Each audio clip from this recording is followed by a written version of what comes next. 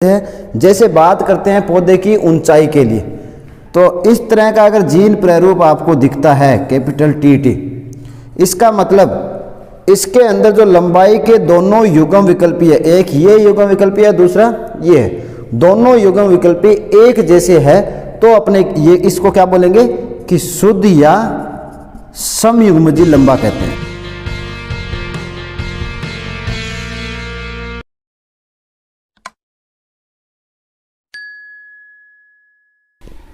नमस्कार, आप सभी का रेणुका स्टडी पॉइंट के ऑनलाइन यूट्यूब क्लास में स्वागत है। आज के इस वीडियो में कक्षा 10 के विज्ञान विषय में आनुवंशिकी अध्याय 3 के बारे में अध्ययन करेंगे। इससे पहले आनुवंशिकी के 3 वीडियो अपलोड किए जा चुके हैं। आज का जो टॉपिक अपना रहेगा वो जेनेटिक्स टर्मिनोलॉजी रहेगा। मेंडल ने जो नियम दिए थे उन नियमों को समझने के लिए कुछ शब्दों को समझना जरूरी है, उसी के बारे में अपने पढ़ेंगे आनुवंशिकी शब्दावली। तो सबसे पहले जो टर्म है वो है जीन। जीन क्या होते हैं कि प्रत्येक सजीव के अंदर हर लक्षण के लिए कुछ कारक उत्तरदायी होते हैं उस जीव के अंदर, उसी कारक को क्या कहते हैं, जीन कहते हैं। मेंडल ने इसका नाम कारक कह दिया और उसके बाद जोहानसन नामक वैज्ञानिक ने इन्हें जीन कह दिया। या दूसरे शब्दों में अगर आपने बात करें कि जीन है क्या सामान्य भाषा में, तो देखिए इसे सामान्य भाषा में अगर अपने समझें इसको जीन को, तो क्या होता है कि जो प्रत्येक सजीव है वो किससे मिलकर बना होता है, कोशिकाओं से मिलकर बना होता है। किससे मिलकर बना होता है, कोशिकाओं से। और प्रत्येक कोशिका के अंदर जो उसका केंद्रक है उसमें आनुवंशिकीय रचनाएं होती है, जिसे अपने क्या बोलते हैं, गुणसूत्र बोलते हैं। ये गुणसूत्र न्यूक्लिक अम्लों के मिलकर बने होते हैं। मुख्यतः जो गुणसूत्र है वो डीएनए का बना होता है। अब जीन की अगर बात करें तो जीन है क्या, उसी डीएनए का बहुत ही छोटा अंश है, उसे ही अपने क्या कहते हैं, जीन कहते हैं, जिसके ऊपर उस जीव की आनुवंशिकीय रचना होती है। और वो रचनाएं वही जीन क्या करता है, एक पीढ़ी से दूसरी पीढ़ी के अंदर लेके जाता है। यानी कि जो आनुवंशिकीय रचनाएं अर्थात जो आनुवंशिकीय लक्षण है वही एक पीढ़ी से दूसरी पीढ़ी में लेकर जाता है, वो क्या कहलाएगा, जीन कहलाएगा। तो इसे लिखेंगे कैसे, जीन किसे कहते हैं, वह कारक जो किसी एक लक्षण को नियंत्रित करते हैं, जो किसी एक लक्षण को नियंत्रित करते हैं, उन्हें जीन कहते हैं। उन्हें क्या कहेंगे, जीन कहते हैं। मेंडल ने इनको क्या नाम दिया था, कारक नाम दिया था। मेंडल ने इसे क्या कहा था, कारक कहा था, परंतु जोहानसन नामक वैज्ञानिक ने इन्हें क्या कह दिया, जीन नाम दिया। तो लिखेंगे मेंडल ने इन्हें कारक कहा, फैक्टर कारक कहा, जिसे बाद में जोहानसन ने जीन नाम दिया, जिसे बाद में जोहानसन ने क्या नाम दे दिया, जीन नाम दे दिया। तो समझ गए होंगे कि प्रत्येक जीव के लक्षण को नियंत्रित करने वाला जो कारक है या नियंत्रित करने के लिए उत्तरदायी जो शरीर के अंदर संरचना है उसे ही क्या कहते हैं, जीन कहते हैं। दूसरी जो शब्दावली अपने आएगी वो क्या आएगी, युग्म विकल्पी।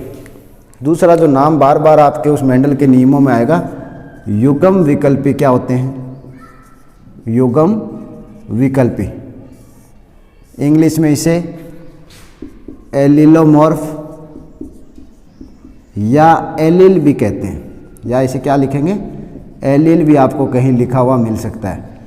तो युग्म विकल्पी क्या होता है, एक बार समझ लो कि अभी आपने पढ़ा कि वे कारक जो किसी जीव के एक लक्षण को नियंत्रित करता है उस कारक को क्या कहेंगे, जीन कहते हैं।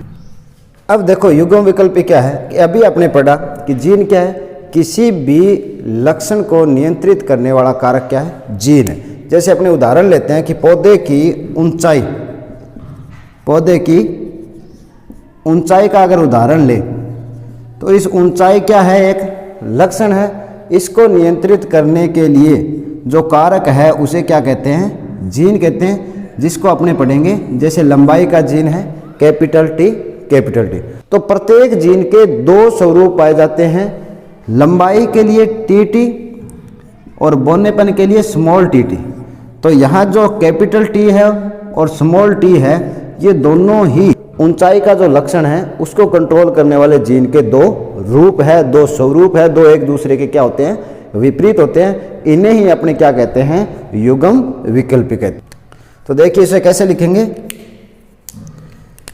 किसी एक लक्षण को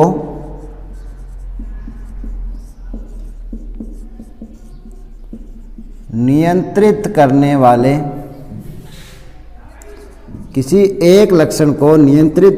वाले जीन के दो विपर्यासी स्वरूप, विपर्यासी यानी दोनों के दोनों कैसे होते हैं? एक दूसरे के अपोजिट। दो विपर्यासी स्वरूपों को युग्म विकल्पी कहते हैं। दो विपर्यासी स्वरूप को क्या कहेंगे? युग्म विकल्पी कहते हैं। जैसे अभी अपने उदाहरण क्या देखा? जैसे पौधे की ऊंचाई के लिए लिख देते हैं, जैसे पौधे की ऊंचाई को नियंत्रित करने वाले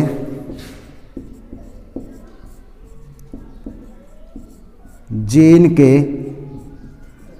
दो विपर्यासी स्वरूप कैपिटल टी व स्मॉल टी है।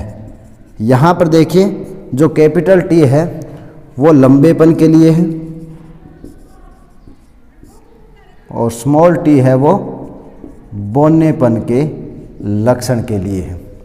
तो आपको ये याद रखना है कि जो युग्म विकल्पी किसे कहते हैं? किसी भी लक्षण को कंट्रोल करने वाले जीन के दो रूपों को, किसी भी लक्षण को कंट्रोल करने वाले जीन के दो जो स्वरूप है जो एक दूसरे क्या होते हैं? विपरीत होते हैं, उन्हें क्या कहेंगे? अपने युग्म विकल्पी कहते हैं। अब देखिए दो टर्म बार बार फिर आएगी कि समयुग्मजी या विषमयुग्मजी क्या है? समझिए, सबसे पहले समझेंगे समयुग्मजी क्या है। समयुग्मजी यानी शुद्ध या समयुग्मजी एक चीज है। जैसे बात करते हैं पौधे की ऊंचाई के लिए, तो इस तरह का अगर जीन प्रारूप आपको दिखता है कैपिटल टी, इसका मतलब इसके अंदर जो लंबाई के दोनों युग्म विकल्पी है, एक ये युग्म विकल्पी है, दूसरा ये है, दोनों युग्म विकल्पी एक जैसे है, तो अपने ये इसको क्या बोलेंगे कि शुद्ध या समयुग्मजी लंबा कहते हैं। इसको क्या बोलेंगे? शुद्ध या समयुग्मजी लंबा पादप बोलेंगे। और यदि ये दोनों के दोनों विपरीत है, विपरीत का मतलब एक कैपिटल टी हो और दूसरा स्मॉल टी हो, तब इसे क्या कहते हैं? संकर पादप, यानी कि संकर लंबा बोलेंगे या अशुद्ध लंबा या फिर विषम युग्मजी लंबा। इसे मैंने टाइम ज़्यादा खराब नहीं हो इसलिए पहले से लिख दिया है। यहाँ आप देख सकते हो कि समयुग्मजी किसे कहते हैं? जब किसी लक्षण को नियंत्रित करने वाले कारक के, यहाँ ध्यान दीजिए, कारक के नियंत्रित करने वाला कारक को अपने क्या कहते हैं? जीन। नियंत्रित करने वाले जो जीन है उसके दोनों युग्म विकल्पी अगर एक जैसे हैं तो उसे अपने समयुग्मजी कहते हैं। और विषम युग्मजी किसे कहेंगे? यदि किसी जीव के किसी एक लक्षण को नियंत्रित करने वाले जीन के अंदर दोनों के दोनों युग्म विकल्पी एक जैसे नहीं है, यानी असमान है, तो उसे अपने कहेंगे विषम युग्मजी या अशुद्ध भी कहते हैं, या इसका तीसरा नाम आपको याद रखना है कि संकर भी कहते हैं। ऐसे पादप को संकर पादप भी कहा जाता है, या संकर लंबा, लंबाई की बात करेंगे तो संकर लंबे की बात करेंगे। नेक्स्ट टर्म है वो देखिए क्या है? लक्षण प्ररूप और जीन प्ररूप, दो साथ में अपने बात करेंगे। लक्षण प्ररूप क्या होता है? कोई भी जीव बाहर से कैसा दिख रहा है, लंबा, जैसे लंबाई की बात अपने एक ही लक्षण ले रहे हैं। इससे पहले की जो वीडियो था उसमें मेंडल ने 7 विपर्यासी लक्षणों का चयन किया था, उस पर आधारित है। तो एक बार पहले वो वीडियो जरूर देखना। उसमें से कोई भी अगर अपने लक्षण ले, उन लक्षणों को देखने से अगर अपने को पता लग रहा है कि पौधा लंबा है या पौधा बौना है, पौधे में सफेद पुष्प है या पौधे में बैंगनी पुष्प है, फली फूली हुई है या फली सिकुड़ी हुई है, इन सभी बातों का अगर बाहर से देखने से पता लग रहा है तो इसका मतलब वो अपने क्या देख रहे हैं, उस पौधे का लक्षण प्रारूप देख रहे हैं। तो लक्षण प्रारूप को आप लिखोगे कैसे कि किसी सजीव की बाह्य प्रतीति, एक्सटर्नल अपीयरेंस कैसी है, वो बाहर से दिखने में कैसा है, किसी सजीव की बाह्य प्रतीति को उसका लक्षण प्रारूप कहते हैं, यानी फिनोटाइप कहते हैं। जैसे उदाहरण अपने ले, लक्षण प्रारूप के उदाहरण के अंदर क्या लिया है कि जो लंबा पौधा है वो समयुग्मजी लंबा है, तो दोनों ही युग्म विकल्पी कैपिटल टी, या उस पौधे को अपने ये कह सकते हैं कि विषम युग्मजी लंबा है तो कैपिटल टी और स्मॉल टी। दूसरा क्या है, जीन प्रारूप कहते हैं। कोई भी जीव है उसका अगर आनुवंशिकीय संरचना का अगर अपने को पता करना है तो उसे अपने बोलेंगे जीन प्रारूप या जीनोटाइप। तो किसी सजीव की आनुवंशिकीय रचना को जीन प्रारूप कहते हैं।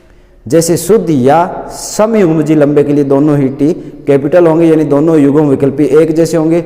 अशुद्ध या संकर या विषम युग्मजी की बात करें तो दोनों के दोनों युग्म विकल्पी क्या होंगे, एक दूसरे के अपोजिट होते हैं, यानी उसमें लंबेपन का भी युग्म विकल्पी होगा और बोनेपन का भी युग्म विकल्पी होता है।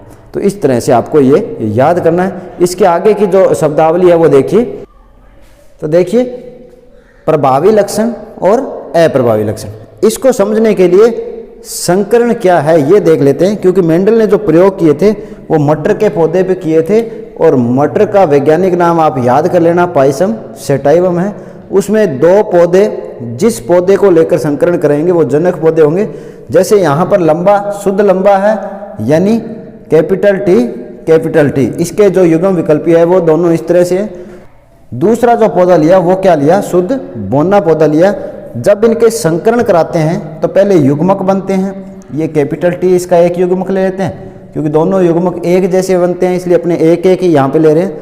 और इनका जब क्रॉस कराएंगे यानी संकरण करवाएंगे तो क्या होता है, कैपिटल टी और स्मॉल टी। जनक से जो पीढ़ी प्राप्त हो रही है वो क्या, कौन सी पीढ़ी है, F1 पीढ़ी। अभी आगे इसकी शब्दावली में बात करेंगे। F1 पीढ़ी है, इसमें देखिए दोनों युग्म विकल्पी असमान है, तो ये क्या हो गया, विषम युग्मजी या अशुद्ध या संकर लंबा कहेंगे। तो अभी जो अपने पढ़ रहे हैं वो पढ़ रहे हैं सिर्फ प्रभावी लक्षण किसे कहते हैं। तो ध्यान देना, यहाँ पर प्रभावी लक्षण किसे कहते हैं कि वह लक्षण जो F1 पीढ़ी में अपने आप को दिखाए उसे कहते हैं प्रभावी लक्षण। तो यहाँ F1 पीढ़ी में सारे पौधे कैसे हैं, संकर लंबे हैं, यानी कि जो लंबाई का लंबापन कैपिटल टी है ये अपने आप को F1 पीढ़ी में दिखा रहा है, तो ये इसका प्रभावी लक्षण है। दूसरा, वह लक्षण जो F1 पीढ़ी में अपने आप को नहीं दिखाए या नहीं अभिव्यक्त कर पाए उसे अपने कहेंगे अप्रभावी लक्षण।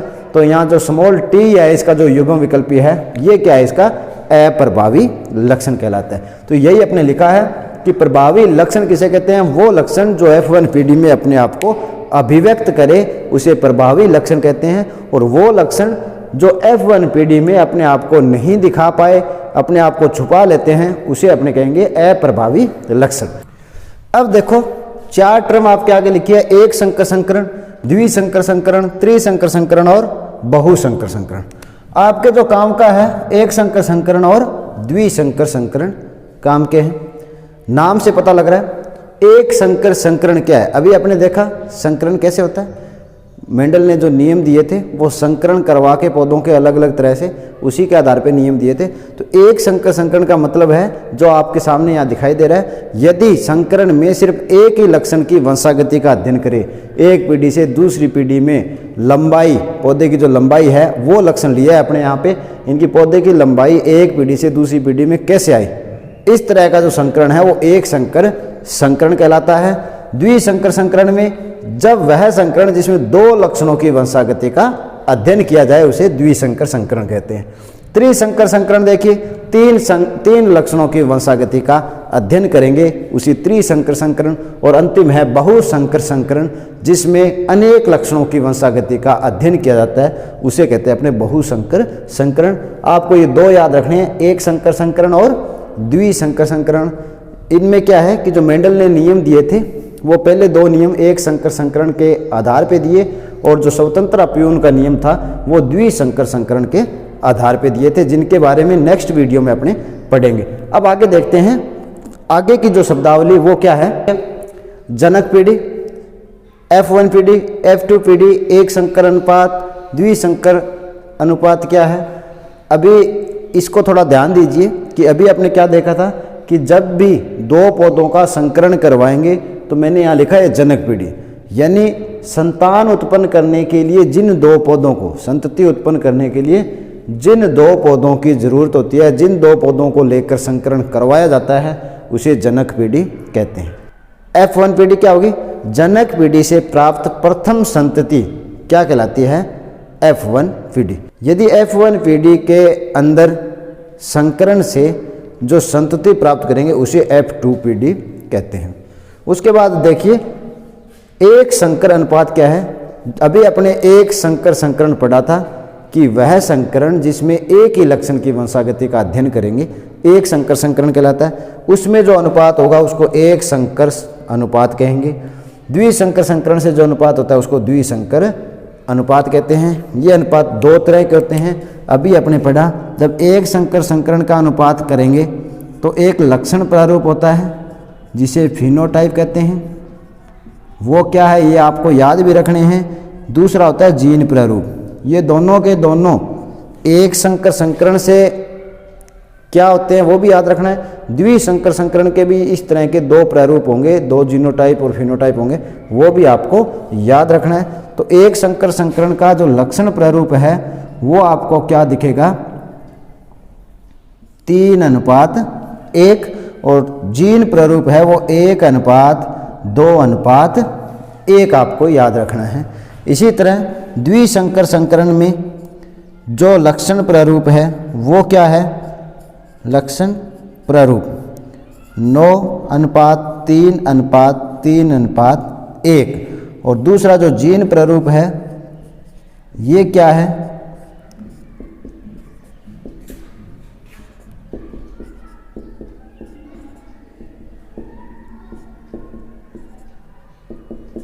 9 तरह के प्रारूप प्राप्त होंगे। 1:2:4:1:1:2:1:1, यानी 12, 24, 12, 12, 1, इस तरह से आप इसको याद रख सकते हो। तो ये था आज का टॉपिक, आनुवंशिकी शब्दावली, जेनेटिक्स टर्मिनोलॉजी। उम्मीद करता हूँ कि आपको अच्छी तरह से समझ में आई होगी। इसमें जो एक शब्दावली थी टेस्ट क्रॉस या बैक क्रॉस क्या है, वो उसका एक अलग से वीडियो बनाएंगे, क्योंकि ये वीडियो थोड़ा क्या हो रहा है, लंबा भी हो रहा है। इसलिए क्या है, आगे के वीडियो में उसको बता देंगे कि पश्च संकर संकरण क्या होता है या परीक्षण संकरण क्या होता है। आज के लिए इतना ही, मिलते हैं अगले वीडियो में, तब तक के लिए धन्यवाद।